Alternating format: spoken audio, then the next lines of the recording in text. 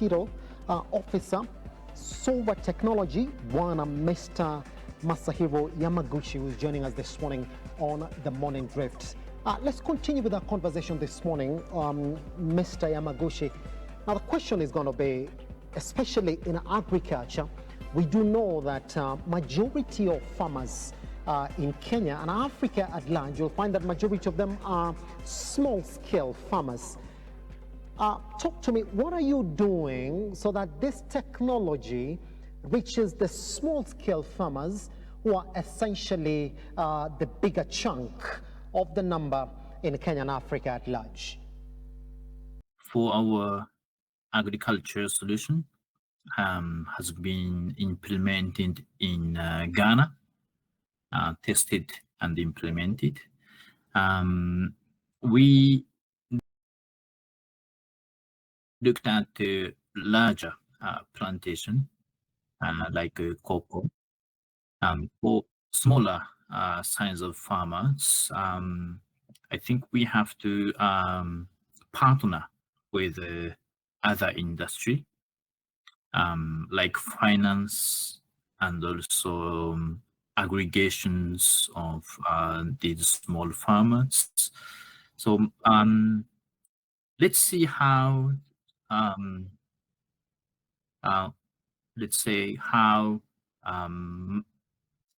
agricultural machines have been introduced to the small farmers. This is something we could refer to, and also we could work with other services to approach and also introduce our technology to small farmers. Much. Let's talk about SORBA now, and we have some very good numbers here that we're talking about this morning. I mean, your latest funding drive, you've raised $4.8 million US dollars.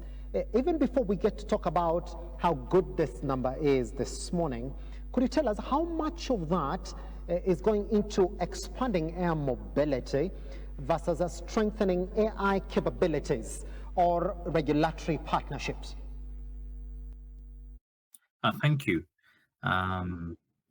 With that, now as a chief mosquito officer, we are hiring lots of country staffs in almost all targeted countries, and Kenya is one of them. And what we do is to convince investors, we have to create real business model in malaria control business. So we are really focused on developing businesses with these local members in targeted countries, discussing with the Ministry of Health, National Malaria Control Program, other malaria-related institutions. And also we have partnered with Exedi company in Japan. They are providing Japan quality spray drone, so that we are combining our solution, newly spray drone, and this could be adapted not only malaria as well as agriculture. And recently we focused on waterborne diseases. This came from our very recent pilot project in Nairobi. This is basically prediction of how waterborne diseases may happen after flooding,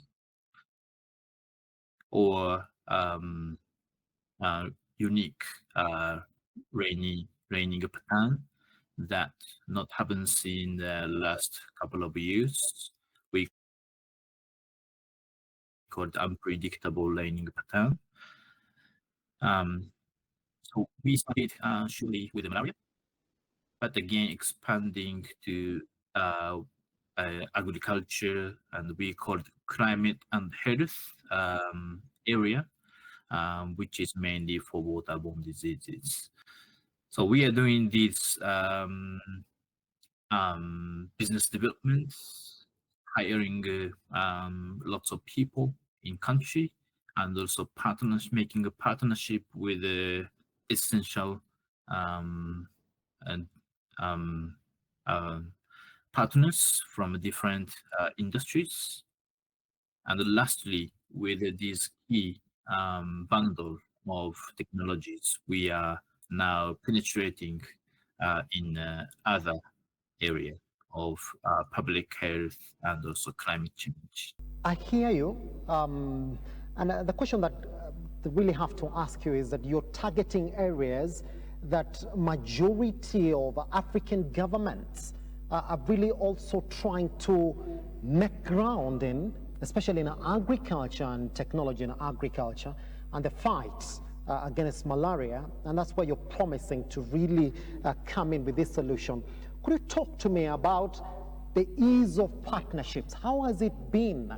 Are you finding it difficulty through regulations, or are African governments, and especially Kenya, opening up to investments like yours that are promising to push forward some of the investments that the government is also making in these sectors?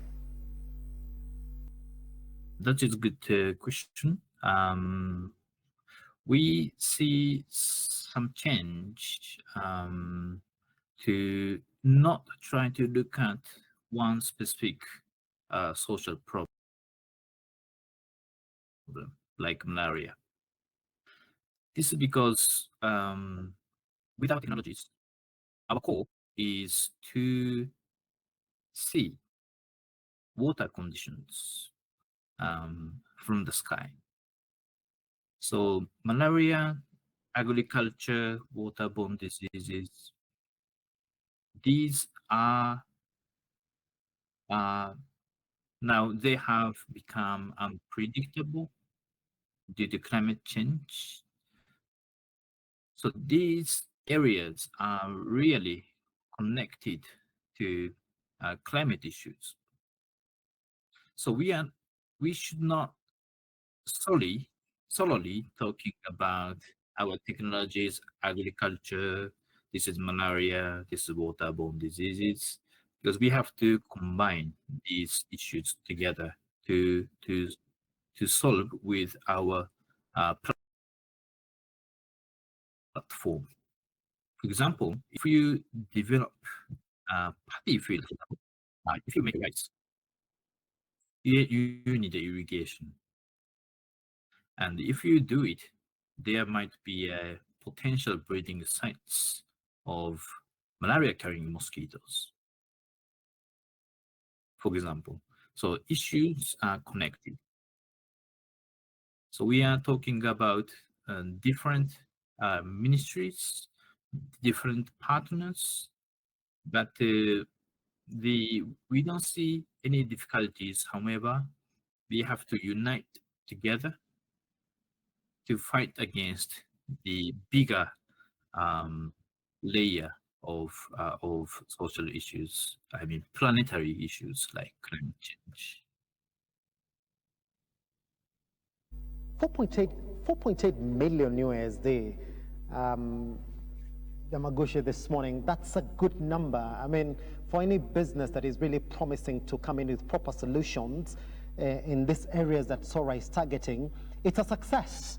If indeed you're going to get 4.8 million from a financing round, what is convincing your investors that indeed this is the way to go in Africa? What is that magic bullet that is making investors unlock their wallets to you? Thank you for interesting question. Well,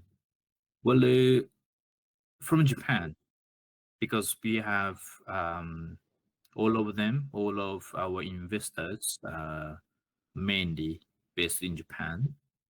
And what's happening in Africa is something a bit far from us. So if we talk about malaria eradication, elimination, sounds good to them, but um, we have to make profit by solving these social issues. Then the convincing part of this fundraise is, to me, we actually have implemented our solution in Ghana, and we saw the very good outcome out of it. So this is a very good outcome, and also successfully convinced new investors. Oh, Sora is very serious in this issue, and also their solution has been developed to this level of uh, mass scale deployment. So this is a convincing how we convinced new investors to join us.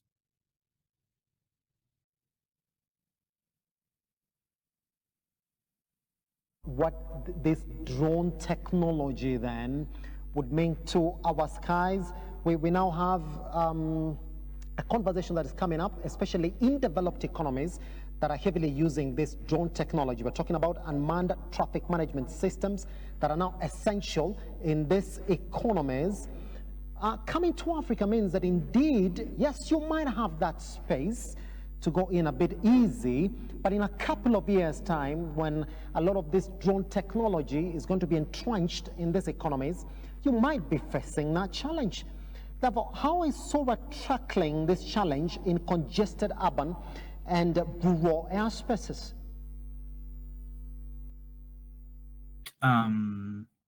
Below 300-meter, and there would be a chance for integrated air mobility, not only drones, helicopters, and also in future flying cars. Our CEO is one of experts in this area in Japan. So the Sora will be a platform of this area by starting with malaria, climate and health, and agriculture. Eventually, we would really like to build strong air mobility system in the continent using our experiences and expertise. When you're thinking about scaling this operation, especially in Africa, because I know that's the next part of your conversation, how are you going to approach it? Are there pilots with the authorities for scalable airspace integration, especially in areas which we know are going to open you up to multi-use operations in agriculture, health, and logistics? Right. For logistics, drone delivery logistics, there are some innovators already in the market. We could follow them and contribute to make it more reasonable and sustainable for end users. But we are more like focusing on artificial intelligence, not only drone hardware and system. So we are very happy to see these areas where this AI could contribute to. That's why we picked up malaria, we picked up agriculture, waterborne diseases. So together with our potential competitors or partners, um, such innovators already in the market, together we would like to contribute to advancing air mobility in the continent. In 6 African countries, but I want to focus on Ghana. What are some of the lessons that you've drawn from Ghana that are going to be sort of like a roadmap to the rest of the African countries that you want to introduce your presence in? Could you give us a couple of them? All right. Lessons. We learned a lot. For example, this is because liable source management, when we look at it is used to be understood now, it is a supplemental vector control intervention recommended by the World Health Organization.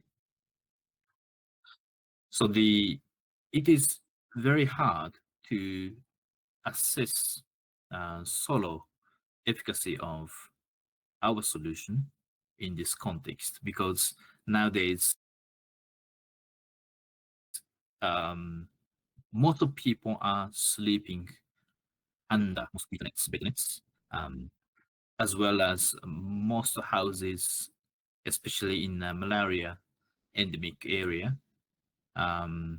indoor residual sprays are widely implemented. So in terms of expected outcome of our solution, project site selection is the very important. So this is one of our lessons. For example, if we do our solution in urban setting, for example, like Nairobi, for example, malaria cases are quite low. If we bring our technology to the cities like this, it is very hard to see the efficacy of our solution in cities. So this is one of the lessons. And together with, so how we roll out to other nations, we have been already working on it with the finance got from the recent fundraising. Now we are expanding close to 20 countries and started dialogue with the key malaria stakeholders. Most of them are very much interested in our solution, because although they have been distributing bed nets, implementing indoor residual sprays, other interventions, some countries witnessed resurge of malaria cases, and also some countries also struggling to actually eliminate the malaria. So those for those countries, they expect new technologies to come in. Again, let me just give you some of the insights that we do know from some of these African countries that you're targeting. An example is Rwanda's Zipline delivery model that essentially has reduced blood delivery times from 2 hours to just 41 minutes. Someone's going to ask you the question, how is Sora's model? Is it on par, or is it going to be different in the Rwandan market? Because you got to go in knowing that, well, there are some solutions that are working for that market. Right, Zipline is innovator in drone industry and also in Africa.